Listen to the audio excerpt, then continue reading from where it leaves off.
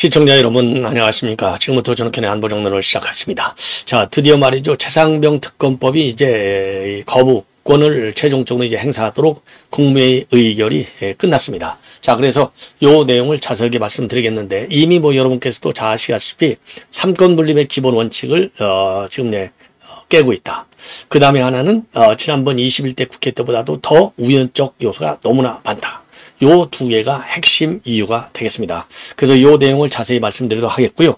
그 다음에 이제 앞방송에서부터 제가 보도해 드리려다가 못했던 이 폴란드 드론 수입 문제, 그리고 이 최재형이의 카톡 문자, 이게 이제 최재희가 얼마나 교활한지, 자, 제가 어제서부터 계속해서 보도해 드리고 있는데요. 추가적인 내용이 여기저기서 단독 보도를 통해서 나오고 있어요. 자, 그래서 참 적나라한 이 최재형의 이 뭐라 그럴까요?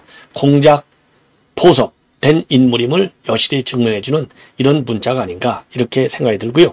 그리고 이제 한동훈과 관련된 김 여사의 문자, 요 진실 공방이 계속되고 있는데요. 자, 전반적으로 이걸 보면 제가 이 한동훈과 관련해서 아주 한동훈이를 좋아하고 안 좋아하고를 떠나서, 친소관계를 떠나서 잘못된 것은 잘못됐다, 이렇게 인정해야 될 거 아니에요? 잘못된 것도 감싸고 넘어가? 이거 그러면 이재명이, 우리가 맨날 이재명이, 그 다음에 문재양이 이러면서 이재명, 문재양 비판하는 이유가 뭐겠습니까? 잘못된 점을 비판하는 거잖아요. 그 사람들이 잘했으면은 잘했다고 칭찬해 줘야죠. 그런 것처럼 무턱대고 지금 문자까지 다 나왔는데 말이죠. 요 정도가 되면은 제가 여러 번 말씀을 드렸지만은 윤 대통령의 화해 제스처에 대해서 응하지 않은 점, 요 점은 저는 여전히 비판이 대상이에요. 왜? 제가 그랬잖아요. 보수, 뭐 정치학적으로, 철학적으로 여러 가지로 해석돼요. 그렇게 어려운 말 할 거 없어요. 저의 생각은 뭐냐? 지금 대한민국의 좌파, 우파, 대한민국의 보수와 진보, 가장 큰 차이점은 기본적인 상식선에서의 이 법치, 요거를 지키느냐, 그 다음에는 또 인간으로서의 예의 범절을 지키느냐, 요게 가장 큰 차이라고 보는데, 윤 대통령의 화해, 그러니까 이제 식사 자리에 초대에 응하지 않은 거, 요거는 불충이다. 인간으로서의 예의가 아니다. 그랬는데요.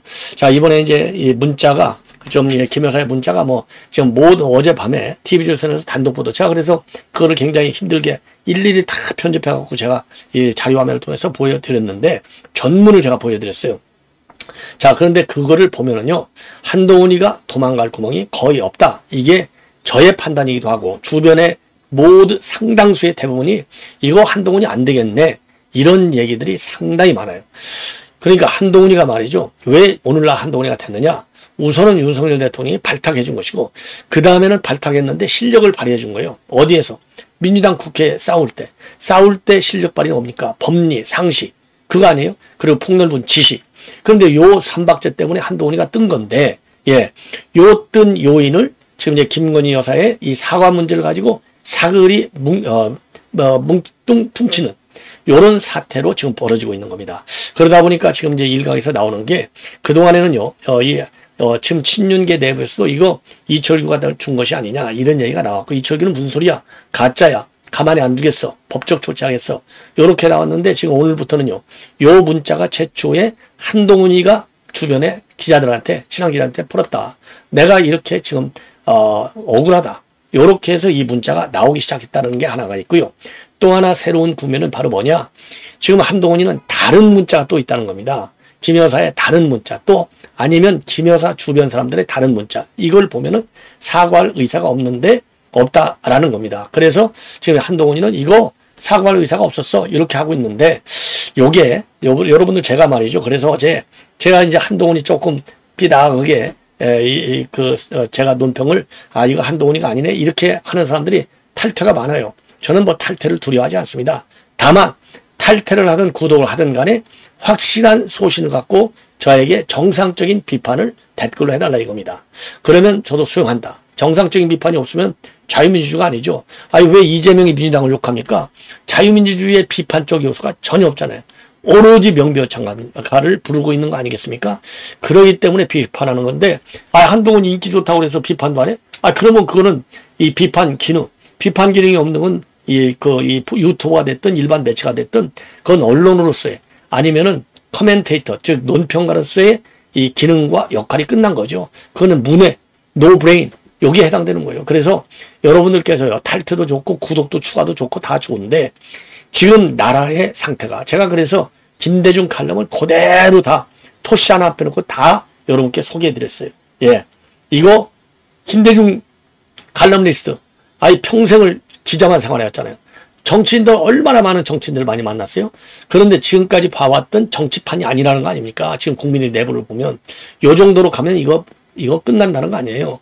그래서 앞이 안 보인다는 거 아니에요. 윤석열 정부 끝나면 대한민국의 자유민주주의 지킬 세력이 어디 있느냐. 요런 정도로 지금 심각해요. 그래서 단순하게 제가 논평하는 것이 말이죠. 한동훈 하나를 보고, 예, 누구 뭐 윤석열 아니면 그 김건희 여사 하나를 보고 논평하는 게 저는 아니다. 뭐 여러분들이 뭐 인정을 하든 안 하든 제 소신은 확세요. 제가 그랬잖아요. 저는 30년 동안을 말이죠. 우리 국정원에서는 제일 세게 이 뭐라고 그럴까요? 이 정신교육이랄까? 이런 걸 받는 게 뭐냐? 항상 국가와 국민을 위해서 일하라. 정권을 위해서가 아니다. 요게 입사했을 때부터 33년간 제가 공직생활 하면서 항상 제 머릿속에는 그게 딱 박혀 있어요. 그래서 한동훈이를 비판하다 제가 과거에 한동훈이 비판했습니까? 비판 안 하잖아요. 저는 한동훈이 누구든 국민의힘에 대해서는 거의 잘 비판을 안 해요. 기본적으로. 왜? 내 식구니까. 아니 우리 우파들이 자꾸 포용을 하고 웬만한 거는 넘어가야 되잖아요. 그러나 아무리 우파를 하더라도 요거는 우파의 더 큰 우파를 만들기 위해서 더 큰 나라와 국민의 자존심을 지키기 위해서 아무리 우파라 해도 잘못되는 거. 예를 들어서 김기현이가 뭐 도망가 버렸잖아요. 그럴 때 그런 김기현이를 칭찬할 수 있어요? 김기현이 제가 욕했잖아요. 요즘 추경호 이거 제가 비판 몇 번 했잖아요. 왜? 추경호 하는 거 보면 딱 생일 스타일의 대야 투쟁을 하고 있잖아요. 지금 국민이 투쟁하는 거 봤어요? 그러니까 국민이 욕 먹어야죠. 예, 물론 욕 안 하고서도 넘어갈 수 있어요. 그러나 비판은 해야 된다. 그러니까 어른들도 우리 어렸을 때 예, 아끼는 자식일수록 매를 들고 미운 자식일수록 떡을 하나 줘, 엿을 하나 더 줘라. 이런 얘기가 있잖아요. 자, 그래서 한동훈이를 비판하고 안 하고는 한동훈의 개인적인, 한동훈이가 얘기했잖아요. 사적인 관계로 엮고 싶지 않다. 그러면 국정농단으로 간다 그랬잖아요. 저도 마찬가지. 저 한동훈이 얼굴도 몰라요. 예, TV만 통해서 알지. 뭐 나머지 뭐 윤 대통령이 누구 간에 뭐, 아니 제가 대한민국 웬만한 분들 다 알아요. 그러나 한동훈이는 일면식이 없어요. 일면식이. 그럼에도 불구하고 제가 총선 때 얼마나 믿었어요. 누가 그러대요. 야, 너 한동훈이 빨고 나서 왜 지금 안 빠냐. 그런데 아니 저는 빨고 안 빨고 차원이 아니라 국가 국민이라니까요. 그 한동훈이를 띄워준 이유는 수년간 바로 싸울 수 있는 전사로서의 모습을 보였으니까. 그런데 그 칼이 지금 김건희 여사 쪽으로 윤 대통령으로 지금 향하고 있잖아요. 윤 대통령 아까 이제 김대중 칼럼도 윤 대통령이 무너지면요. 이거 또 5년이 갈지 이해창 같은 인간들이 얼마나 설치겠어요. 예. 그런데 그런 기회를 안 만들려면 한동훈이가 잘못된 점은 우리가 제대로 딱 짚어가지고 한동훈이를 반성시켜야 된다. 그렇지 않고서는 어떻게 말이죠. 사람의 관계를 항상 공적인 관계로만 할 수 있느냐. 예, 제가 뭐 서술이 좀 길어지고 있는데 예. 자, 아무리 공적인 관계를 중시한다 하더라도 공적인 관계를 움직이는 사람은 누구예요? 동물이 움직입니까? 아니고 사람이 움직이잖아요. 사람에는 이성 그리고 감성 같이 있잖아요. 이성과 감성. 근데 어떻게 기계적으로 사적인 건 하나도 안 섞고 더군다나 당대표로서 비대위원장으로서의 직무를 수행할 수 있느냐. 그러면 한동훈이는 단 한 번의 예외도 없이 그렇게 공적으로만 인간을 살아왔냐? 그러면 기계고 컴퓨터예요. AI도 그렇게 안 해. AI도 가끔 실수할 때 있잖아요. AI도. 예. 그 첨단의 AI도 실수할 때가 있어요. 기계적인 에러. 예. 자, 그런데 나는 공적인 거기 때문에 사적으로 엮고 싶지 않고 국정농단으로 갔을 것이다. 이런 얘기 얼마나 통할지 저는 모르겠어요. 저는 그 정도의 논리만 갖고 그리고 이론만 갖고 살 수 있는 것이 아닌 세상이 특히 정치판입니다. 자, 그래서 요 내용 말이죠. 지금 그래서 여기저기서 걱정의 목소리들이 많이 나오고 저도 이거는 한동훈이가 미흡고 또 뭐 이쁘고 이걸 떠나서 아까도 했잖아. 우리 보수의 품격, 그 다음에 보수의 장래, 국가와 국민의힘의 미래를 위해서는 한동훈이가 이번 건은 반드시 지금 김기현이가 그랬더라고요. 쿨하게 사과하고 넘어가라. 지금 당대표 주자들 4명 중에 말이죠. 정치적인 이해관계 때문에도 물론 있지만 3명이 잘못됐다. 그러면 잘못된 거예요. 예. 이유가 어디가 있든지 간에. 그렇지 않습니까? 자, 그래서 예, 요거는 한동훈이가 반드시 당대표가 된다 하더라도 계속 아킬레스건이 된다. 자, 그래서 요 한동훈이는 말이죠. 주변에 있는 참모들, 예, 여러분들이 잘 모셔라. 그래야 제대로 된 한동훈이가 나올 수 있고 우리 보수의 세계에서 갖고 있는 한동훈에 대한 기대치가 무너지지 않는다. 제가 드리는 말씀은 한동훈을 아끼는 마음에서 더 큰 정치인이 되도록 숙달시키는데 훈련시키는데 1%라도 기여하고 싶은 마음에서 제가 이런 논평을 하는 겁니다. 왜냐? 한동훈이가 말이죠. 어쨌든 지금 이재명과 한동훈이가 똑같은 길로 가고 있어요. 자, 물론 성격은 다르죠. 지금 한동훈이가 지금 이런 논란에도 불구하고 버티는 이유 중에 하나는 압도적인 지금 이제 지지자가 한동훈 말고서는 이재명과의 대결에서 없다 이겁니다. 예. 그러니까 미우나 고우나 고하고 가는 거고 이재명 민주당도 마찬가지. 이재명 빼놓고는 눈에 보이는 압도적 지지를 받는 사람이 하나도 없어요.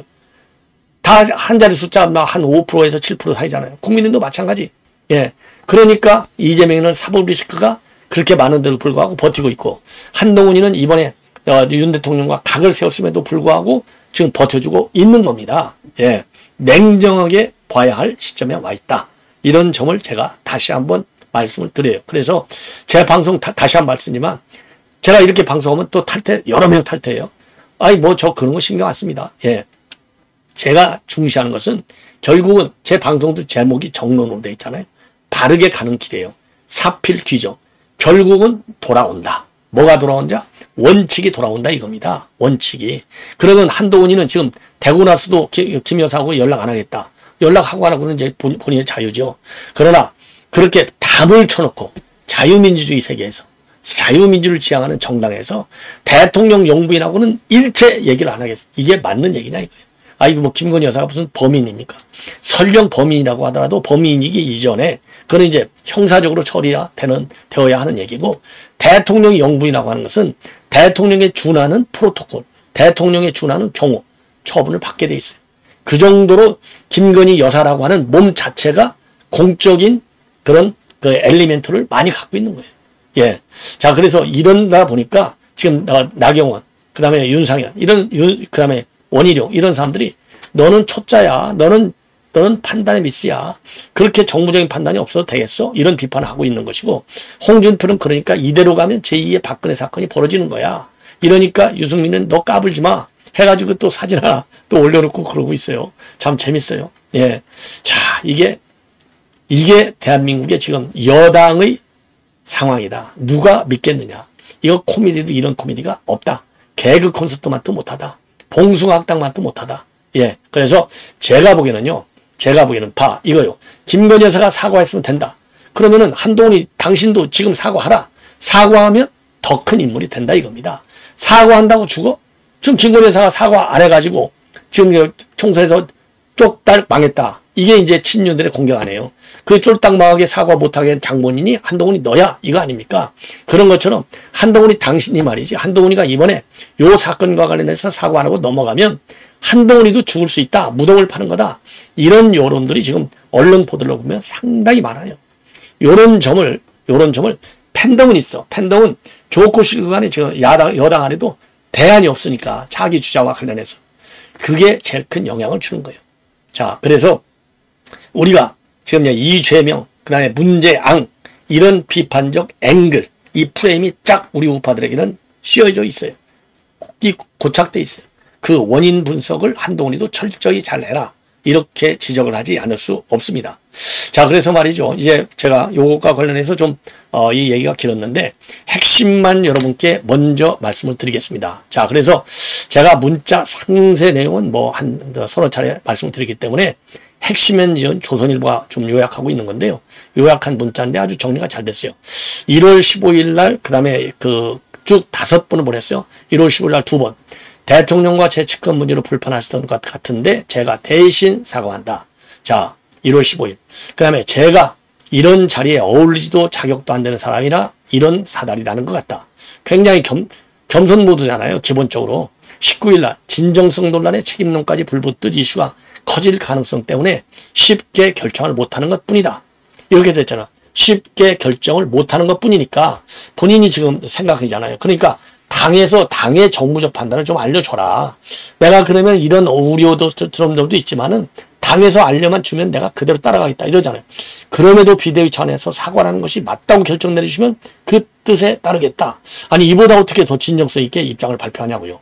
대선 정국에서 사과 기자회견 했을 때 오히려 지지율이 10% 빠졌고 이런 점이 있기 때문에 이런 과거에 빠진 경험이 있기 때문에 혼자 판단하기가 어려우니까 당에서 공식적인 기구에서 공식적으로 의견을 그럼에도 불구하고 플러스가 많아. 그럼 나는 사과하겠다는 거 아니겠습니까? 1월 23일 날도 사과가 필요하다고 판단하시면 제가 단호히 결심하겠다 했잖아요. 그냥 결심도 아니야.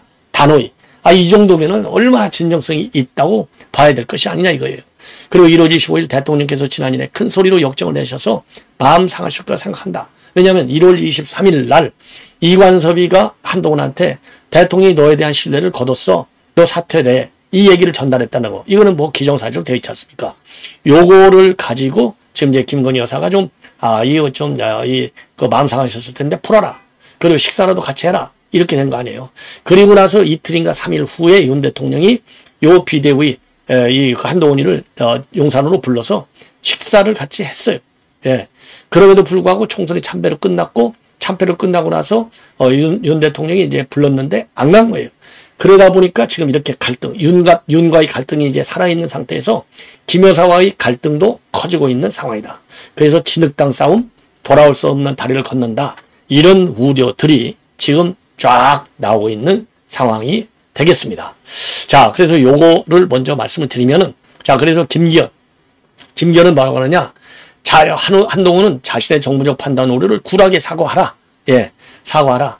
그리고 이런 대통령실에 자신의 거듭된 판단 오류에 대해서 대통령실의 당부 개입이니 국장농단이냐면서 책임을 떠넘기는 모습은 집권여당 당대표를 하겠다는 분의 자세로는 적절치 않다. 예. 그리고 5개 문자 전문을 볼 때 한동훈의 주장은 설득력이 없다. 예.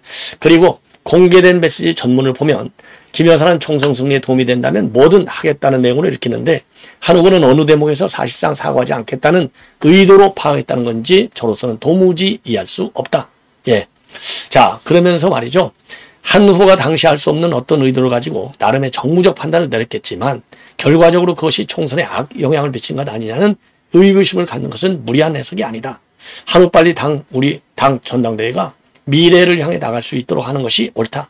그리고 한 후보는 법무장관 시절 이재명 대표에 대한 체포동의안을 국회가 통과시켜 주었음에도 결국 구속영장을 기각당해서 우리 당 지지율에 결정적 타격을 입힌 적도 있다.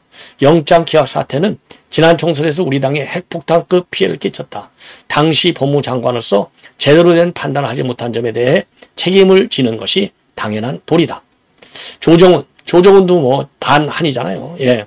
자, 이 김건희 여사의 사과에 진정성이 느끼지 않았다면 공감 능력과 소통 능력의 심각한 결핍을 의미할 뿐이다. 예. 자, 그러면서 말이죠. 전당대회가 국민의 문해력 테스트로 갈 수는 없다. 지나가는 중학생한테 보여주고 진정성 있냐? 그럼 어떻게 답할지 뻔하다. 예.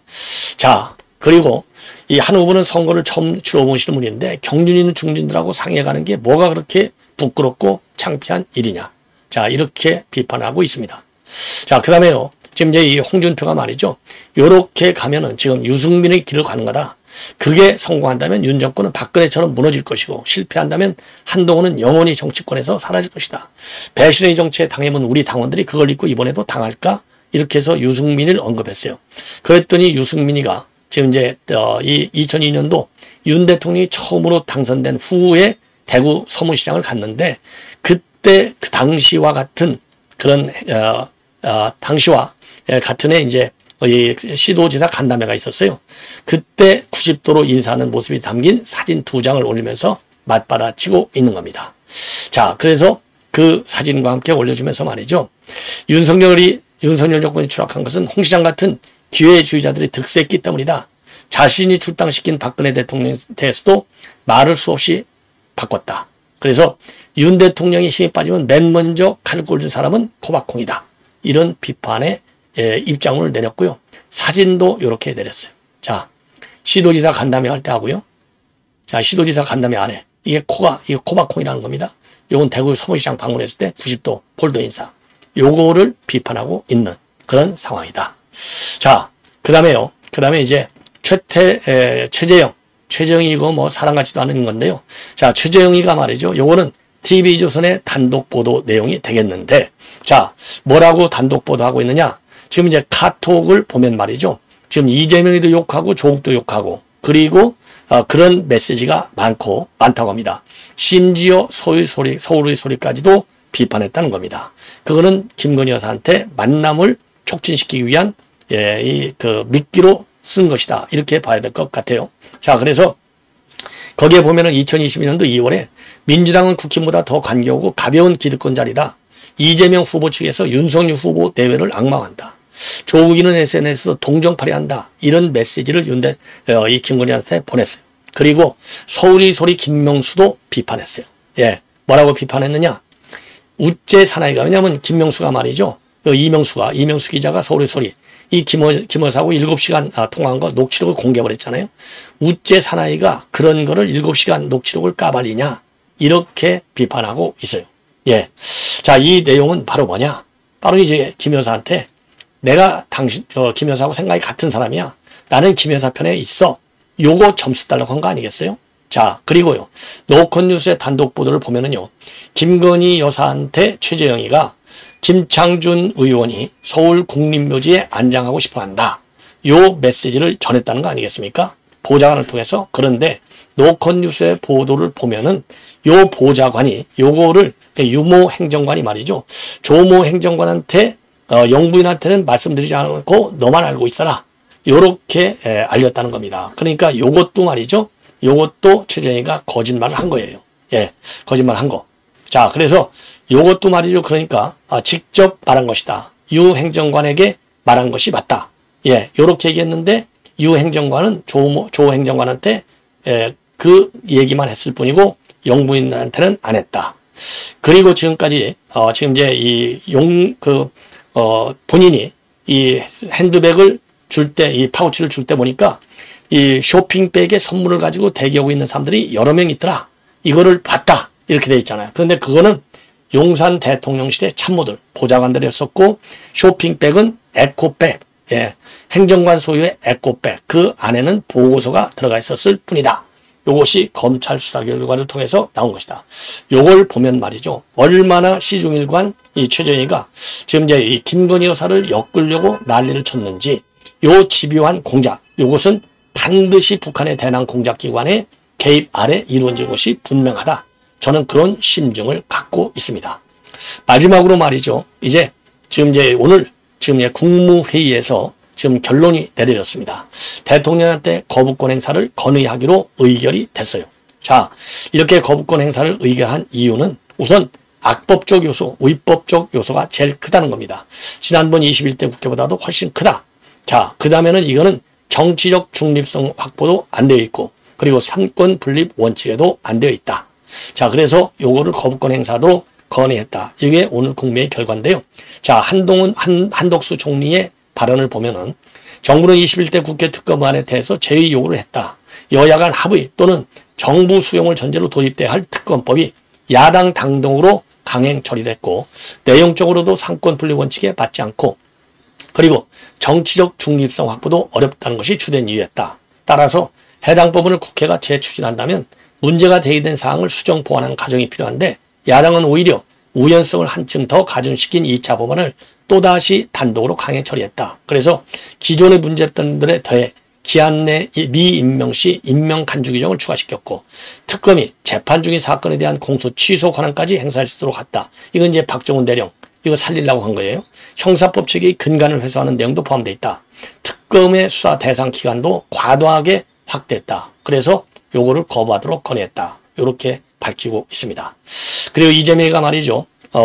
내일 오전 10시에 민주당 중앙당사 당원전에서 출마 회견을 갖는데요. 여기에서는요. 대한민국의 비전을 제시하고 국민에게 희망을 주는 메시지를 전달하고 국가유복복 새로운 경제성장을 통한 민생 회복 정책 대안을 발표할 예정이다. 자, 그래서 이 혁신으로 더 유능해지고 준비된 민주당을 이끌 정단 발전 방안도 역설할 예정이라고 밝혔는데, 이거 순 한마디로 거짓말이다. 자, 이렇게 보시면 되고요. 그 다음에 우리 정부에서 말이죠. 이 폴란드산 드론을 지금 이제 수입하는 걸로 지금 방향을 정해서 우리 대표단이 폴란드에 가서 지금 협상을 벌이고 있다. 그 이유는요. 이번에 이제 우크라이나전에서 폴란드가 말이죠. 이 우크라이나가 이 폴란드산 드론을 아주 유효하게 활용을 해서 러군을 제압하는데 기여를 했다는 것입니다. 자, 그리고 그 다음에 이제 또 하나는요. 폴란드가 이미 이 무기에 대해서는 양산 체제를 갖췄기 때문에 우리가 얼마든지 수입하는데 전혀 지장이 없다.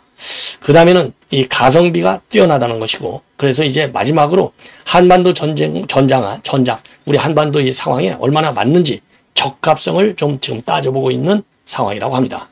그리고 참고적으로 마지막으로요. 폴란드는 우리 무기 금년도에만 20억치를 지금 사간다는 거예요. 20조. 2022년도부터 지금까지 K9 자주포를 포함해서 20조 원이 넘는 우리 무게를 구매한 점, 이런 점들을 이 종합적으로 고려해 볼 때 이 호혜적인 방산 협력국으로서 K방산의 이미지를 높일 수만 있다면 앞으로도 우리 방산업체의 다른 해외 시장 진출에도 굉장히 도움이 된다. 그런 측면에서 폴란드산 무인기 도입 가능성이 커지고 있다는 보도가 나오고 있습니다. 자, 시청자 여러분, 이렇게 해서 본 방송은 마치겠습니다. 여러분들의 많은 시청을 부탁드립니다. 대단히 고맙습니다.